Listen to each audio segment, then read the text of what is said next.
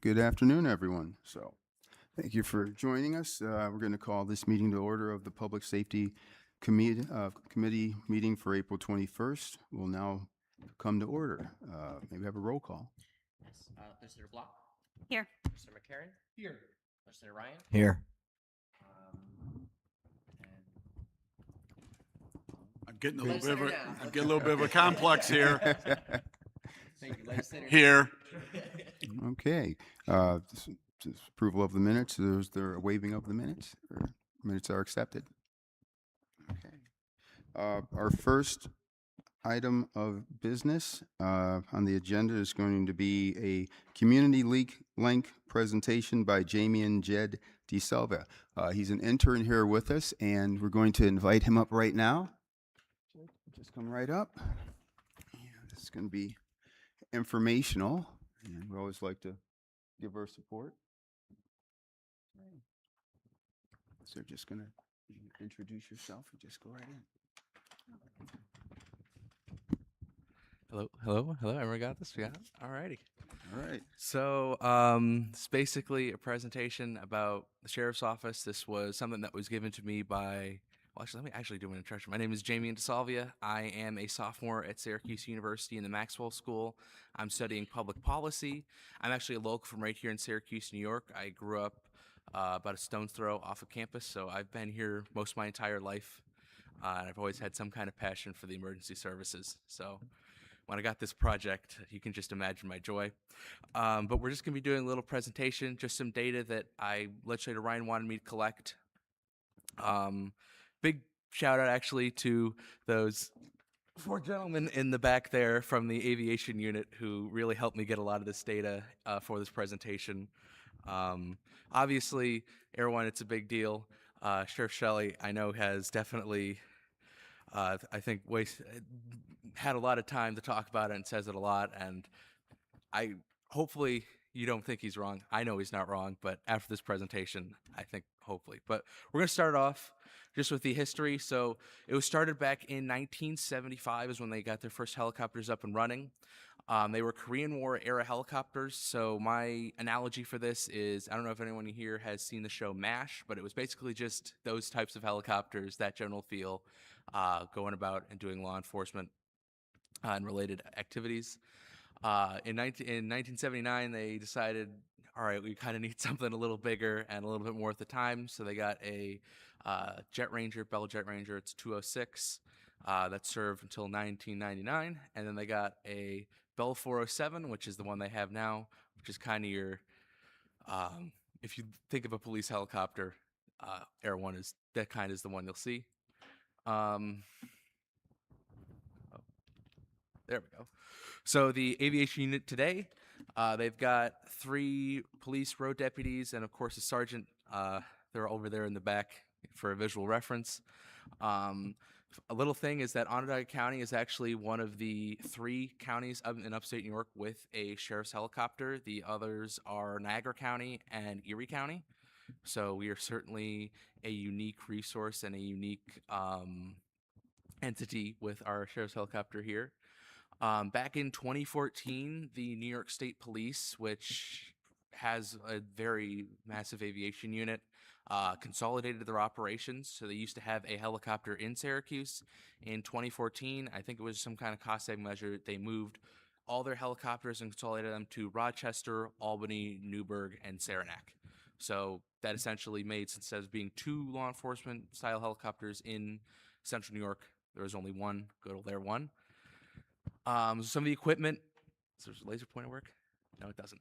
Okay, so as you can see, they have their infrared camera right mounted there on the back. This kind of just, like the Predator kind of, you've all seen that one. It's kind of like that.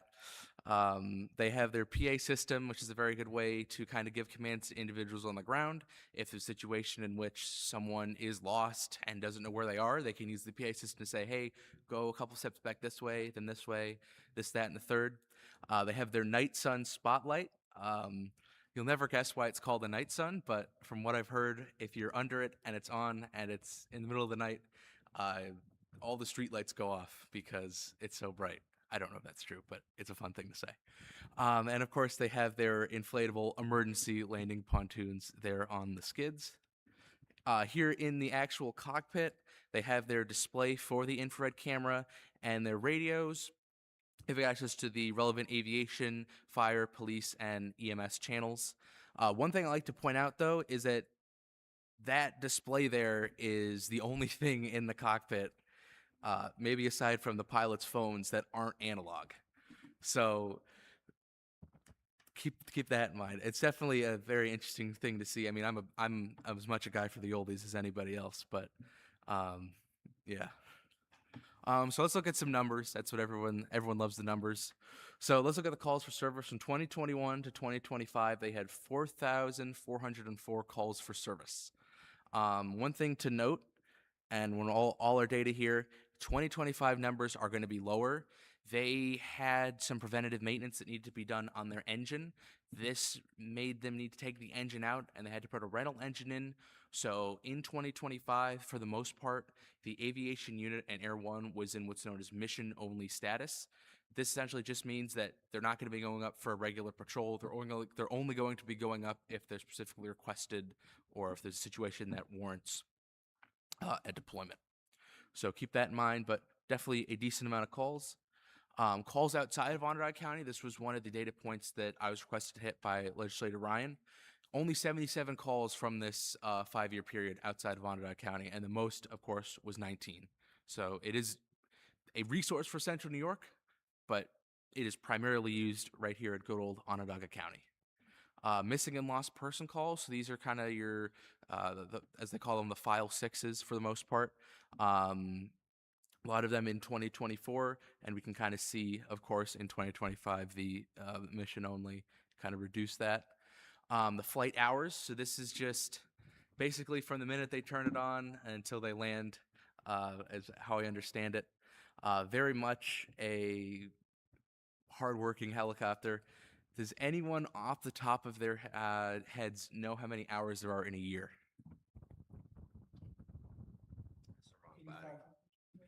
Okay, I'll take your word for it. I don't know how to do math. That's why I'm in the humanities. 24, But definitely 25, right? a decent amount of hours that they're getting in here. 87? Vehicle and foot pursuits, these are a big one. I know a couple weeks ago we certainly had a crazy couple of days, and Air One is certainly a helpful resource for these. One of the things that it can do is essentially allow units and officers and deputies that are on the ground that are chasing the vehicle, if Air One's up, those officers on the ground don't have to be right up the suspect. They can back off, they can turn their lights off, they can pull back.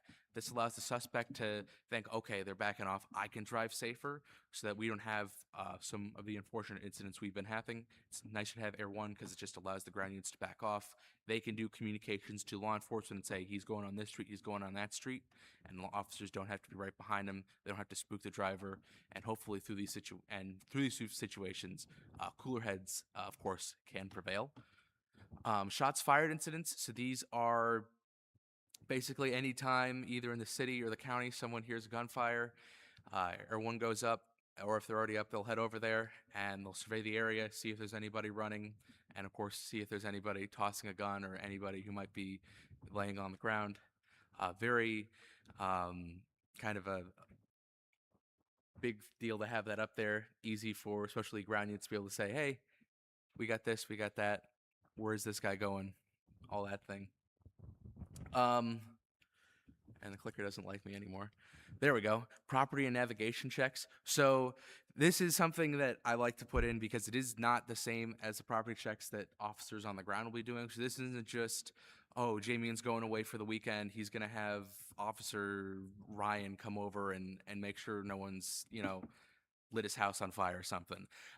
When these checks are of critical infrastructure and of the waterways. So we recently had one of our state of emergencies here in Onondaga County because of the high water levels. That's part of the navigation. So sometimes it's not uncommon for Air One to be monitoring the waterways and making sure that everyone who's, obviously no one should be on there, but if people are on there, that they're doing what they're supposed to do. A couple weeks ago, I actually had the unique opportunity to go up in the sheriff's helicopter for one of their routine patrols. They conducted, I was not part of that. They conducted a navigation check of Oneida Lake, and it was frozen over. And this is just to verify, of course, people are going to be going out, but that the ice isn't collapsing beneath them, that they're not in any kind of immediate danger, because that's no fun. So that's interesting to see. And of course, for critical infrastructure checks, so we have our Micron project. That's the talk of the town. It's Micron Day over at Syracuse University in the Lolly Complex. So they'll do checks of the Micron site, of the power site there, just to verify that no one's trying to destroy a very critical piece of infrastructure. I know I've seen a number of times in the news in the last couple of years, people intentionally sabotaging critical infrastructure like power stations and things like that. So being able to have everyone in the air, just doing a brief check is not only a deterrent, but it also helps locate anybody who's suspicious in the area and allows us to avoid something that could cost a lot of people. So here's some highlights. These are basically just going to be some success stories that I gathered from the annual reports. On April 8th of the lovely year 2021, Air One assisted fire departments in Oswego with a brush fire. They utilized a Bambi bucket. So this is basically what you'd imagine it is. It's just a giant bucket that you go into a lake, you pick up water, and then you dump it on a fire, an outdoor fire. So this is a very helpful thing. And then basically after clearing this, they went back to the city of Syracuse and helped the Syracuse Police Department or city police with an ATV or dirt bike detail. Well, it was getting warmer. There's going to be a lot more of these coming up. And they got 8 vehicles towed and 11 traffic tickets. This is something that I actually witnessed in real time because at the time I was living by the University Hill. There was an armed robbery. Syracuse Police and Syracuse University Public Safety were looking for suspects. Air One was called in to help. They located suspects around. They used the infrared camera to track a suspect from the 800 block of Lancaster Ave to a house at 841 Ackerman Avenue. Suspect went in the house. They illuminated the house. Syracuse DPS and PD came in, arrested the suspect, avoided a very big incident there.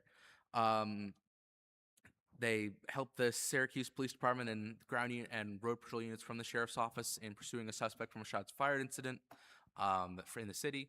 They fled into the Onondaga Nation, helped them there, and locating the suspect and getting them into custody.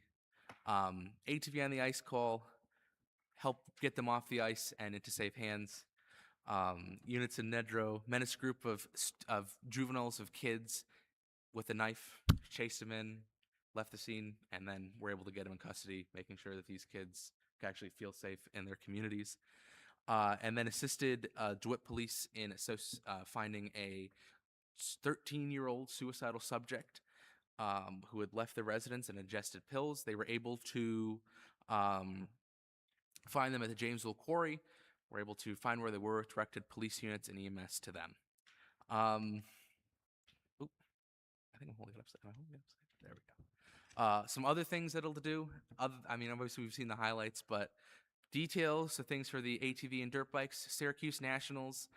If anyone here lives in Clay or Liverpool, you're definitely very familiar with what happens around there when the Syracuse Nationals are in town. Gun-involved violence elimination details. These were actually the Operation Impact details back in the day.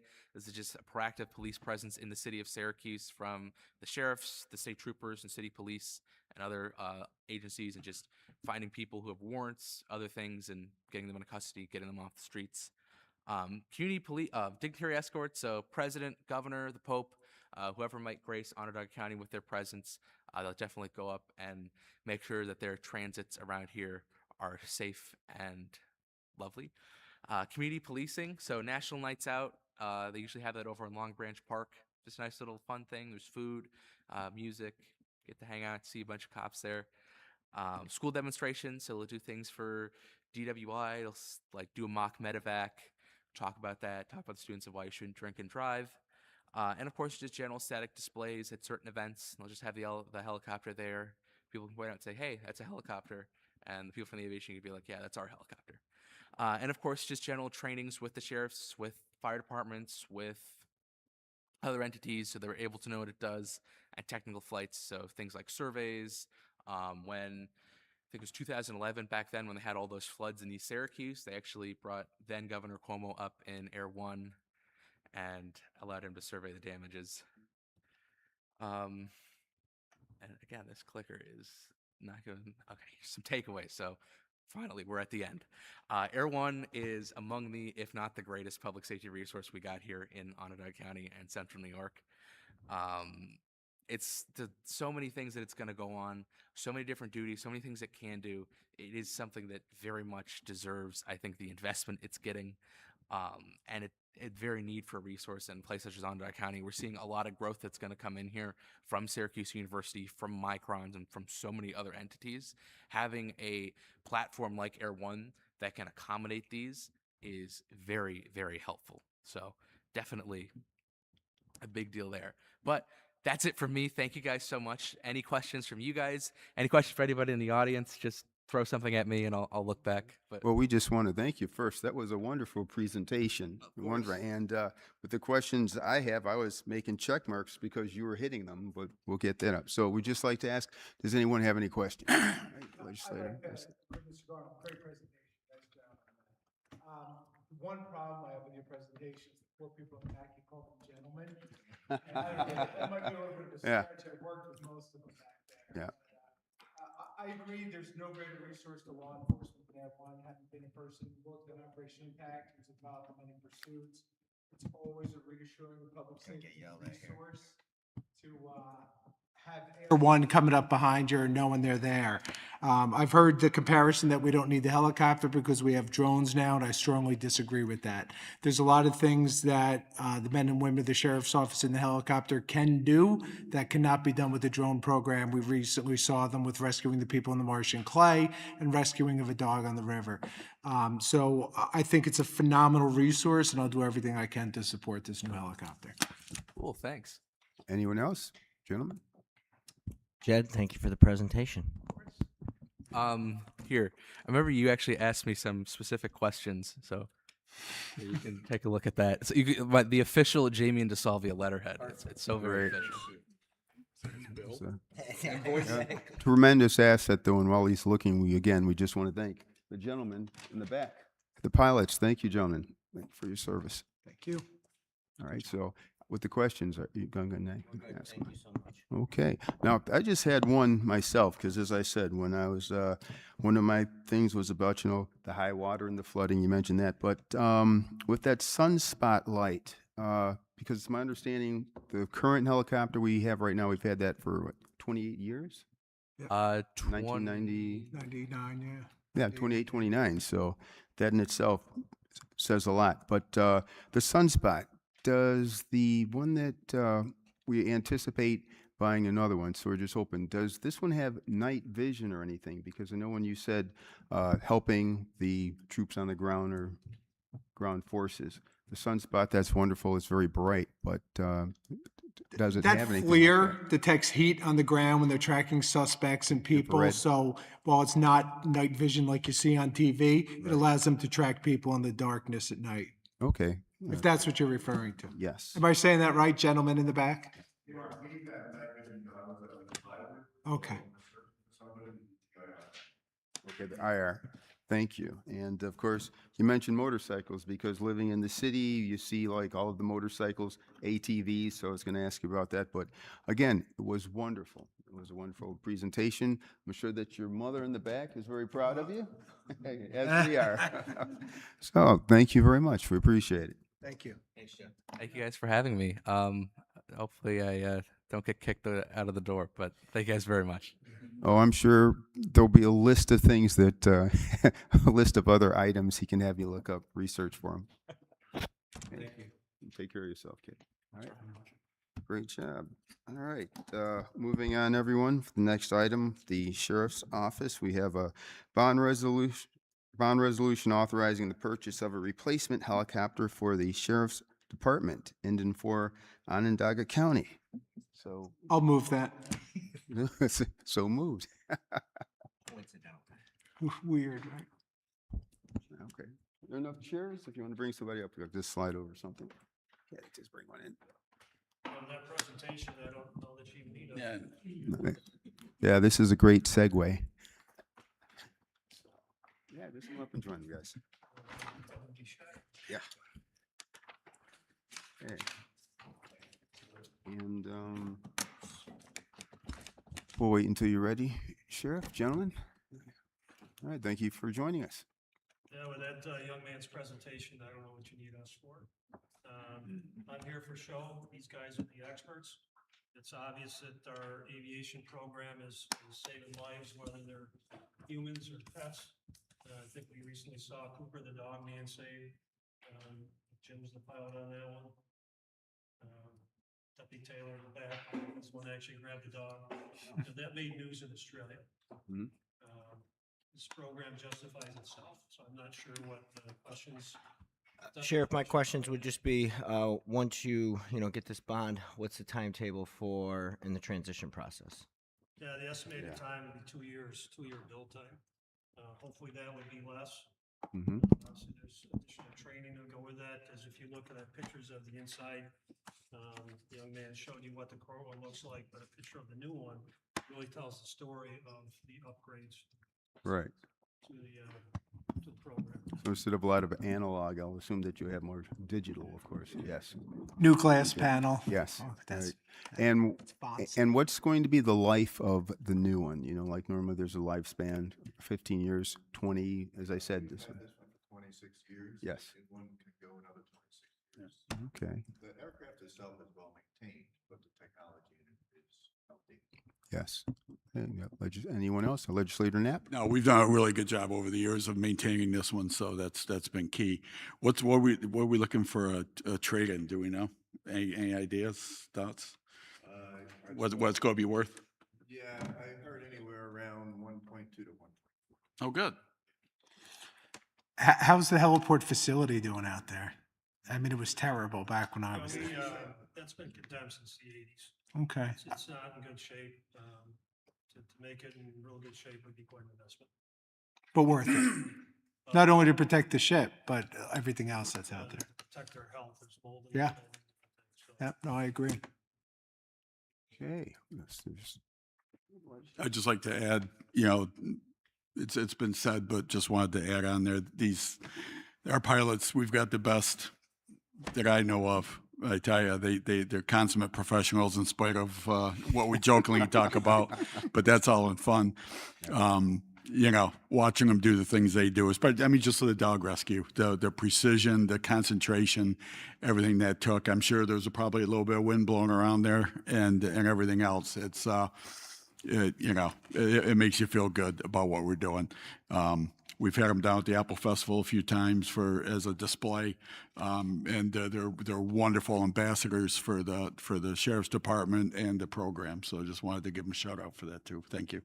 All right. And the scope and scale. Every now and then you let us know from what Rochester to Schenectady to Canada, all the way down to Buffalo. That's amazing. So do we have a motion to move? We have a second. Second. All in favor? Aye. All right. So, thank you, gentlemen. You sure? All right, guys. Appreciate it. Pleasure meeting you. Likewise.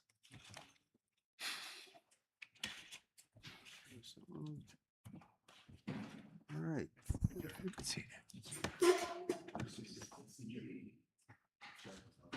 All right. Thank you, Sheriff Shaw. Excuse me for sitting. All right, the next item is going to be, we're going to bring up emergency communications 911. Julie Corn, if you'd, anyone joining you? I think Dana Smith.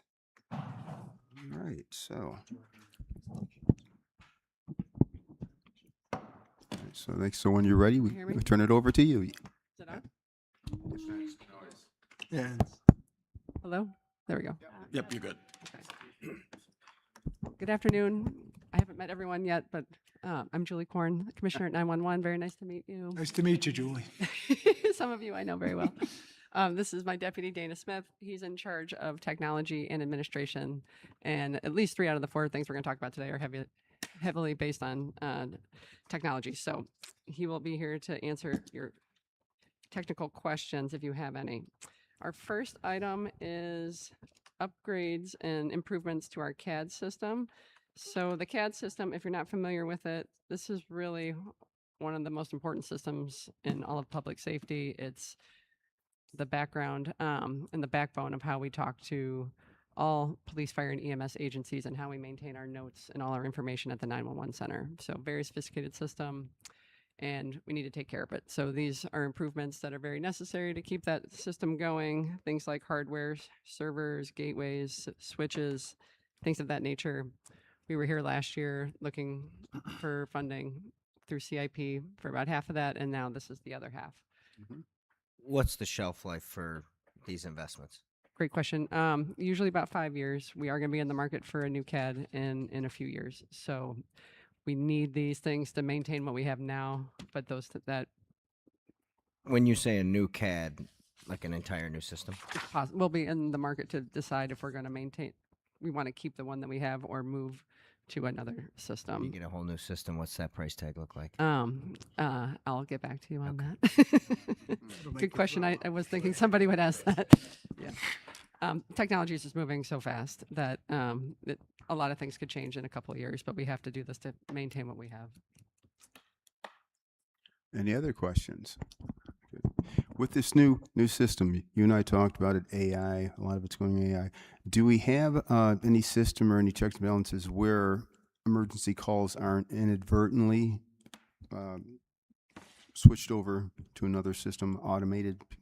Yes. Yeah, I can talk about that if you want. Yes, please. So you're talking about our non-emergency triage. Is that what you're talking about Well, with that's the AI? Okay, yeah. Okay. So we can talk about AI right now if you'd Well, like, let's and then just- answer any questions you want on that. No, then let's just go ahead and we'll just keep going. Okay. Okay. You know what? We can tie it to the phone system if you want, and then that would be a good time to do it Okay. if that works. Is there an AI policy? Is there an AI policy? Not- Can you be more specific? Not Yeah. really. Okay. That's why I moved it on, yeah. So, Gotcha. So AI is something we have a policy on using the AI systems and internally. Absolutely, everything we do is policy driven. So yes, the answer is absolutely yes. It's a very tried and true system across the country now, and how we use it is, but yet very personal to how we do it at our center. So everything is based on our own policies and procedures internally to make the AI work for us. And then everything is very structured in the way that in the way it's implemented. To develop that policy, obviously there's a best practice. But all that stuff is rapidly changing. And Absolutely. How often are we looking at that, or what's the board or group that oversees that is Sure. keeping up with that? Sure. So we can talk about AI right now. It sounds like there's a lot of questions about it. If you'd just like. go right ahead. Okay. Whatever you like. So just to make sure I'm answering your questions. So AI, just to definitely be sure we're talking about what we have and what we've invested in for AI products. There's one called assistive call taking that's going to help us on the call taker side to do transcription, translation, summarization of calls, help the call taker be almost like an assistant to the call taker. Does in no way replace the call taker, but it helps them do their job more consistently and efficiently. It tracks location automatically. It helps with historical incidents. It's, to your point, moving very fast, and we are actively working with the AI company about that on a regular basis, and how we train our people, how we maintain that, because for that very reason, there's I actually have a call this afternoon about this very topic. There's the technology side and there's the human side, and we want to make sure those things always go together. And how we just because the technology is moving super fast, we have to make sure that the human can either keep up with it or that it's working. The human impact is significant, and that we understand that. So in terms of oversight, PROC, if you've heard of the Policy Review and Oversight Committee, that's the public safety committee that has representatives from all public safety agencies.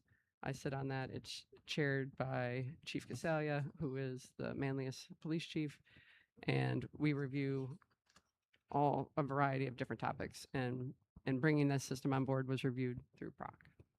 So the AI company we used, would I know the name, or is this like? It is prepared, which is now prepared by Axon or Axon 911.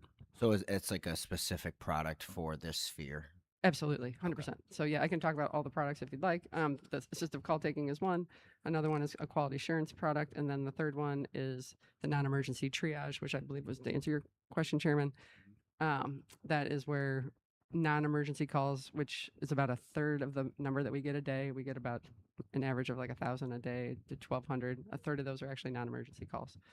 By moving those calls to a AI bot that can answer those and answer them actually a lot of times faster or quicker, or get the person information they need without having to wait for an officer to call them back, is going to be very effective for the public, and really everyone wins, because then we can devote those resources to what our employees were hired for, which is to handle emergencies. Well, thank you. Great questions. So is that it for that bond? Okay, so do you have a motion to move? Oh, I'll move B. Okay, do I have a second? All right, thank you. All in favor? Super, thank you. Okay. Let's see. Okay, so the next one. I'm going to go ahead, Chairman. I'm sorry. Okay. So the next one involves our additions to and renovations of the 911 center. So we have talked about this a couple times over the years, requesting studies and trying to decide, is this a better idea to renovate on the current site or to build a whole new site? We have determined that it's more cost effective to maintain the site that we have and expand. And that's in working with the county executive's office. So the next thing we're looking for is funding to do a design and be able to make a decision on what that would look like. If you've never been to our center, this is an open invitation. Please come. We'd love to have you come for a visit and see us. You will see a building next door that is ready to come down and falling down, and that is the area that we would be expanding into. So the reason for the growth is, the job is more complex. There's always things we need to do to upgrade the facility, but it is over a 30-year-old facility, so new windows, new kitchens, things like that. But we do know as a community that we are growing with Micron coming, and everything we do at 911 is based on population size. So if the population grows, the number of calls grow. So this is an ideal time to be talking about this and thinking about what that design might look like. Okay, do you have any questions? Oh, Yeah, I'll second it. Just a quick question. Years ago, we kind of dipped our toe in the water, and there was some grant money out there to explore merging with other counties. Anything ever, is that kind of? I know there were lots of issues that don't even involve this, like, certainly, organized labor, all that kind of stuff, issues. But anyway, go ahead. It just did not come to fruition, and I haven't heard any new discussion about it. Okay. Okay. Anyone else? Oh, the last question. When you and I talked with the renovation and expansion, normally when you expand, that might mean hiring. So we had talked about this on the phone, has become more reliant again on AI. Is hiring more people in the scope of that, with the expanding population? I'm not in a position to talk about hiring today. You're right. No. But we will have to wait and see if the AI Right. tools have any impact on how fast we can answer calls, if that changes anything. But the one thing it will do is, I can definitely say, is we have a person dedicated to answering those non-emergency calls. Right. That these calls are transferred to. That person will now allowed to be added to the list of emergency call takers, and we're kind of plussing up in that direction, which is great. Okay. Yeah. Well, that's why I asked, because mainly it's the wording, renovation and expansion. You would naturally assume that would mean hiring. So it's not necessarily, who you're going to hire and the jobs, the duties, just when you're making this out and you're thinking about the expansion. So that's what I was asking. But thank you. Do we have a motion to move? So do we have a second? All in favor? All right. All in favor? Aye. All right. Moving on to, okay, D. All right. Whenever you're ready. Okay, so this one is a very important request from our law enforcement partners. We've been talking about this for about a year with them, and it's to add GPS capability to the portable radios that they carry. So that's the ones that's carried right on their person. And we do not have an ability to track their whereabouts right now beyond what's in their vehicles. So can't really stress this enough. I mean, how important this is. We want to know their whereabouts as a safety issue at all times, and we now have this capability to attach a GPS to a portable radio and keep our law enforcement partners safe at all times. Any Yeah, I questions? think this is extremely important. The instances of foot chases, firefighters, which side of the building they're on, maybe another building, another exposure, EMS people. I definitely think this is a valuable investment. So Legislator does Ryan? this get added to the current one they have, or is it a new model? So we'll end up touching, I'll probably let Dana explains, but we'll end up touching all the radios and upgrading them. Go ahead, Dana. They'll have to be programmed. The radios are capable of doing it. They have to be programmed that way, and the funding request covers the cost of that as well. And this will be integrated right into the CAD map. So what the dispatcher is looking at for the location, they can, and it updates regularly where they are. So sorry, when you upgrade, so we own all these radios. When We don't own them. We own the entire system. That's really what the upgrades are for, is for the system itself.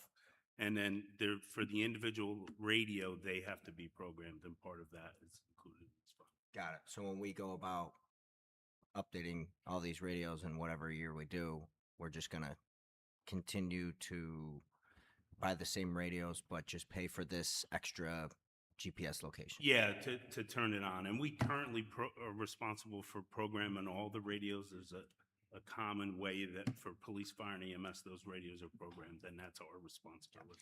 The question I have, we talked a minute ago about maybe having to switch CAD systems in a couple of years. Will this new purchase and upgrade be compatible if we switch CAD systems, or is this only a 2-year investment? Yeah, so Dana and I had the same question. I had the same discussion yesterday. So I'm going to let Dana explain this. This It's is very more so technical. creating the capability in the radio system. Okay. So if the software changes down the road for CAD, this would be something that you would, part of the purchase, you would integrate that. Okay. capability. Thank you. Thanks, Dana.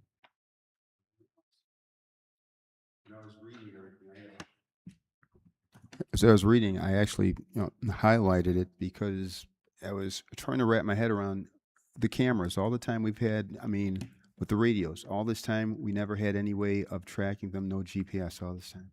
On foot, no. So some of the new body cameras do have GPS. I don't want to say that they don't, but it's not consistent across the board. Everyone doesn't have the same ones. Mhm. And the fact that the county, 911 really owns the radio system. This allows us to make sure these are all integrated in the same way, so we can reach out and touch them, even though we don't buy the radios. Everything is still configured in a way that meets all the same protocols, and we can make sure everybody's on the same sheet of music. Just out of curiosity, and I agree 911 should be the center point for tracking the GPS locations in real time when people are on duty. Do you currently have access to the GPS in the Axon body cameras? You do? Okay. I was just wondering We about do. that. Yeah. Yep. But I know every department has their own system of cameras. That's just Right. it. Yeah. And they could change. and Right. we could lose that ability. No, I agree in centralizing it. 100% agree with The that. radio system that we control. Okay, and one more question to touch on Legislator Ryan's. We're upgrading basically, that's software. With the actual handheld radios, they have a shelf life also, I would assume. I remember when we were, voting on those. So how much longer, or how many years are those going to be good for? Those tend to last longer. Okay, Yeah, good. That's the good news. Those really do last a very long. They're very ruggedized. So it depends when that agency purchased their most recent ones. Okay, marvelous. Do we have a motion? I'll make that motion. Second, all in favor? Okay, vote aye. Okay, moving right ahead. Last one. Great. So the last one is about our phone system. This is another very critical infrastructure element of 911 operations. This is what brings 911 phone calls into the center. So absolutely critical. This is upgraded about every 5 years, and we are investing in a new phone system.